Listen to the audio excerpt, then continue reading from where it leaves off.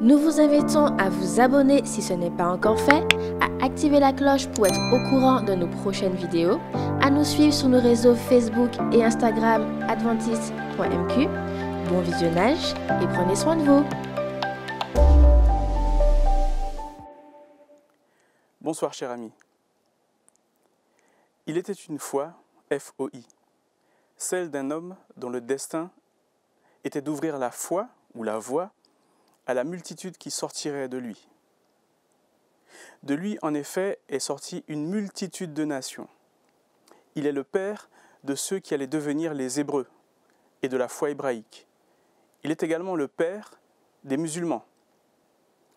Notre héritage chrétien est issu des générations qui ont suivi et qui descendent directement d'Abraham, le père de la foi. Abraham crut à Dieu et cela lui fut imputé à justice. Romains 4, verset 3.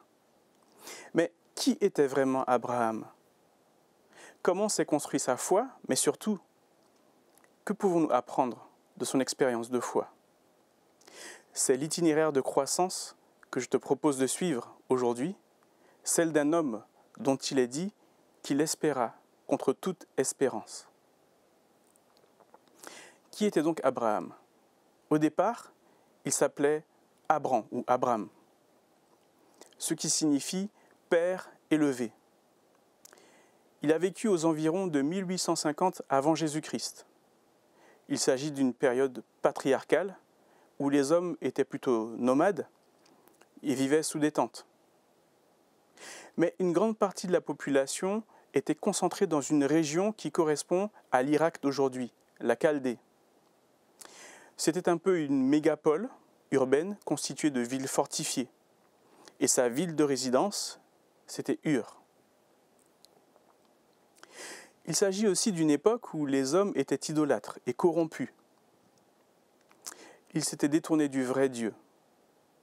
En effet, la Chaldée, c'est aussi la région où se trouve la ville tristement célèbre, Babel.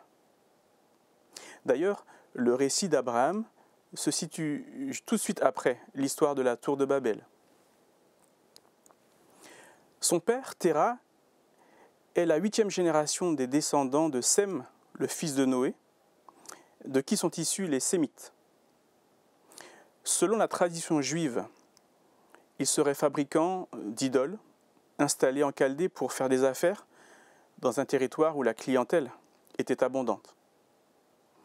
Abraham, toujours selon la tradition juive, ceci on ne le retrouve pas dans les Écritures, se serait montré opposé aux idoles que construisait son père et les a donc détruites. Les habitants de la Chaldée, le menaçant de mort, son père a décidé donc de fuir la Chaldée pour la Mésopotamie. Cependant, un de ses frères meurt en Chaldée sous les yeux de son père. Téra et ses fils vont donc s'installer à Charan, en Mésopotamie. Abraham a alors 48 ans.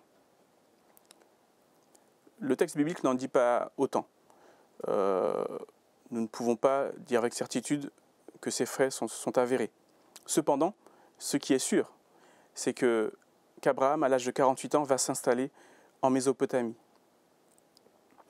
Au milieu de cette nation idolâtre, Dieu cherche un homme. Un homme pour établir une alliance et pour constituer un peuple qui lui serait acquis et qui le représenterait dignement aux yeux des autres nations. Il choisit Abraham et il lui fait emprunter un véritable périple tant géographique que spirituel. Dans le livre de la Genèse, son récit s'étend des chapitres 12 au chapitre 25. Il ne sera donc pas aisé, en peu de temps, de retracer toute son histoire. Considérons toutefois les traits caractéristiques de l'homme, Abraham. Son caractère est révélé à travers ses actions. En effet, toutes les actions de cet homme vont révéler ses qualités, des qualités d'homme droit, noble et honorable, ainsi qu'une âme bonne et généreuse. Nous voyons par exemple Abraham en tant qu'artisan de paix. En effet, il va mettre fin à un différend qui oppose ses propres bergers à ceux de son neveu Lot. une séparation préférable pour le maintien de la paix familiale. Et il laisse donc Lot, son neveu, choisir la plus belle partie de la région qu'il préfère. Et lui va donc choisir les montagnes, les roches. On voit également un Abraham protecteur. Il va délivrer ce même neveu, Lot, d'un rapt. Plus tard, on voit également les qualités d'un homme fidèle qui s'acquitte de ses droits lorsqu'il va payer la dîme à ce personnage énigmatique, Melchisédek. Abraham est également quelqu'un qui a le sens de l'honneur et qui refuse l'avidité. Car après le rapt de son neveu Lot, il va refuser les biens du roi de Sodome, qui lui propose un échange entre les prisonniers. Abraham est aussi quelqu'un d'hospitalier. Dans Genèse 18, on le voit accueillir 3 visiteurs. D'ailleurs, il se tient debout devant eux, ce qui est un signe de déférence et de respect à l'époque, ne sachant pas que parmi ces 3 hommes, il y avait 2 anges sous forme humaine, le 3e n'étant autre que Dieu lui-même. Abraham est également un homme généreux. On le voit au chapitre 18, lorsqu'il prie Dieu pour que celui-ci épargne les justes qui se trouveraient à Sodome et à Gomorrhe, villes fortement corrompues, au moment où Dieu s'apprête à accomplir son jugement. Mais Abraham a également des faiblesses. Il ment à plusieurs reprises pour protéger ses intérêts. La première fois, lorsqu'il était en Égypte, et la deuxième fois, alors qu'il était déjà converti et que son nom avait déjà été changé en Abraham. Nous y reviendrons. Il avait même été circoncis. Abraham a parfois suivi l'influence de son épouse Sarah. Notamment, il l'a écoutée au détriment de la volonté de Dieu au chapitre 16, en prenant sa servante Agar pour femme. Mais Abraham est également un homme qui a une influence sur son clan, sur son fils tout d'abord, son fils Isaac. Il partage avec Isaac sa foi et sa dévotion au Dieu unique. Mais il lui transmet également ses propres défauts, puisque plus tard, Isaac également mentira pour se protéger. Abraham lui transmet donc ainsi ses propres atavismes. Mais son influence se ressent également sur ses serviteurs et sur son serviteur Éléazar notamment. Son influence est surtout notable pour toutes les générations de croyants qui vont suivre. Notamment, nous l'avons cité en introduction, les 3 religions monothéistes. Considérons donc maintenant son itinéraire de croissance. Voyons comment sa foi s'est construite. Nous voyons tout d'abord que Dieu vient à sa rencontre. Et à chaque fois, Abraham répond aux appels, et cela sans rechigner. Son histoire peut se résumer en 10 rencontres avec Dieu. Entre les chapitres 12 et 25, on a ce que le rabbin Maïmonide du XIIe siècle appelle les 10 épreuves d'Abraham. Sa vie peut donc se résumer en 10 épreuves successives. Dieu va même se manifester en personne, sous forme humaine.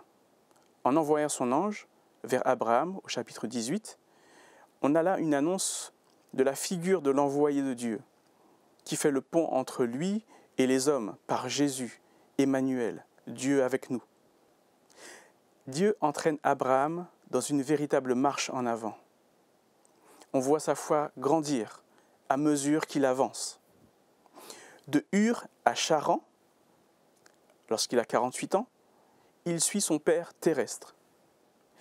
Et à ses 75 ans, entre Charan et Canaan, et durant tout le reste de son parcours, entre l'Égypte, entre les chaînes de Mamré, au centre de Canaan, puis à Beersheba, où il va s'installer en définitive, il suit un Dieu qui au départ était inconnu et qui finalement deviendra son ami intime. L'appel d'Abraham est une invitation à grandir. Dans Genèse 12 au verset 1, Dieu dit « Va-t'en de ton pays, de ta patrie et de la maison de ton père, dans le pays que je te montrerai. » Une autre traduction l'exprime différemment. Il est dit « Va pour toi ». Laisse ton lieu de naissance, ta famille, ton éducation idolâtre. C'est comme une rupture avec son passé, vers une aventure conduite par le divin. Cher ami, on ne connaît véritablement Dieu que lorsqu'on chemine avec lui. Son dernier appel retentit comme un écho au premier appel. Lors de son ultime épreuve, Dieu va utiliser les mêmes mots. Va pour toi. Comme pour signifier que sa formation arrive à un point ultime. On peut noter, durant tout le parcours d'Abraham, que celui-ci a répondu à l'Éternel par sa soumission et sa dévotion. Partout où il passe, Abraham dresse un autel à l'Éternel en signe d'adoration. Plus il témoigne de la déférence à l'Éternel, plus il s'attache à lui. Parallèlement, Dieu renouvelle plusieurs fois son alliance avec Abraham. Il est toujours à l'initiative. Cette alliance, c'est une promesse. Une promesse d'une postérité innombrable. Dieu scelle son alliance avec Abraham par des symboles. Premièrement, il va lui faire changer d'identité. D'Abraham, il devient Abraham, le père d'une multitude. Genèse 17, verset 5. Puis ensuite, il reçoit une marque dans sa chair, la circoncision. Même ses descendants devront porter cette marque également. Même si Dieu prend l'initiative, il souhaite également qu'Abraham s'implique dans sa relation avec lui. Déjà, en s'engageant dans ce périple qui le séparera de sa patrie, mais aussi à travers des petits gestes qui visent à orienter les regards d'Abraham vers la direction divine. Par exemple, dans Genèse 13, verset 14, il lui dit « Lève les yeux ». Mon ami, Dieu veut nous donner sa vision. Il veut que nous regardions l'horizon qu'il met devant nous et que nous détournions les regards de notre situation actuelle, de l'ici, de l'immédiat, de l'ici maintenant, de l'immédiat, vers l'avenir qu'il nous offre.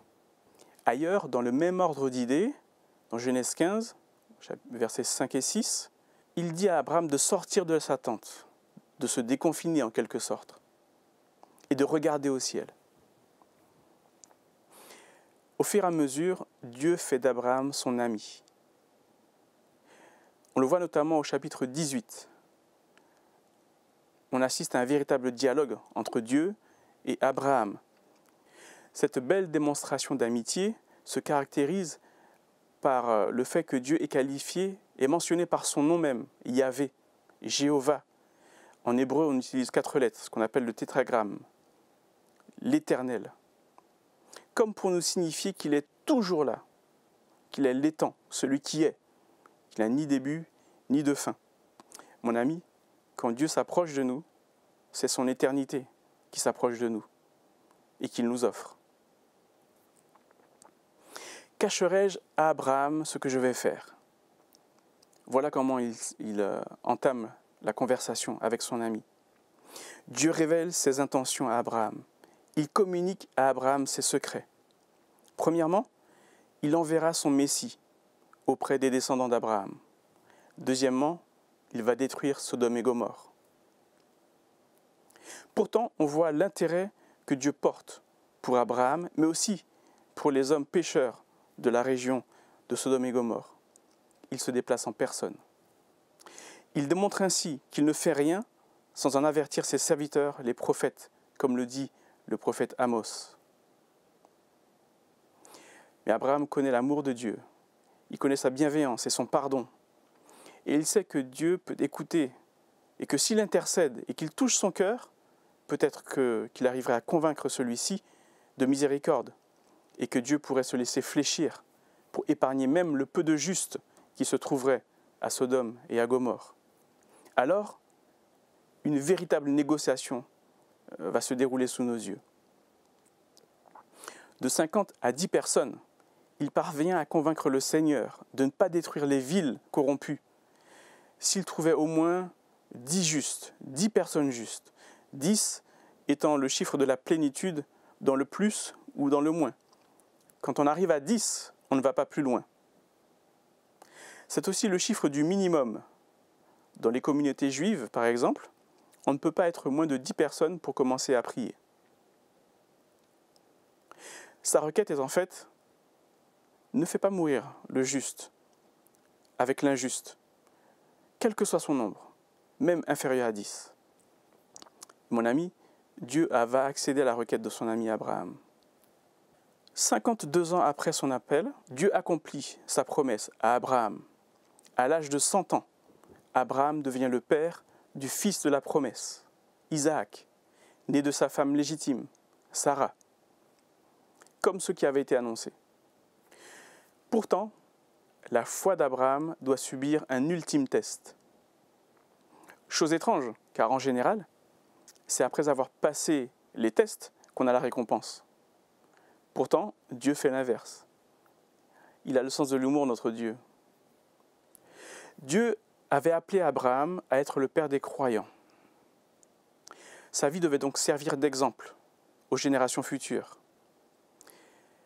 Mais sa foi n'avait pas été parfaite. Elle avait faibli le jour où il n'avait pas osé avouer que Sarah était sa femme. Et également lorsqu'il a pris Agar pour femme. Aussi, pour lui donner plus de confiance, notre Père Céleste va soumettre Abraham à une nouvelle épreuve, la plus dure qu'aucun homme n'ait jamais connue. Dans une vision nocturne, il reçoit l'ordre de se rendre au pays de Morija pour offrir son fils unique, celui qu'il aime, en sacrifice, sur une montagne qui lui serait désignée. Quelle épreuve terrible pour un père qui a déjà dû se défaire de son premier fils sur injonction divine pour préserver l'harmonie familiale, parce que l'enfant de la promesse devait arriver de sa femme légitime, Sarah. Quelle épreuve terrible de s'entendre dire, dans son grand âge, alors qu'il a maintenant 120 ans, et après la réalisation de la promesse, que son fils unique, celui qu'il aime, Isaac, doit être offert en sacrifice. Il est très facile de s'imaginer l'angoisse qu'Abraham a dû ressentir à ce moment-là. Les doutes, les questions qui se sont bousculées dans son esprit.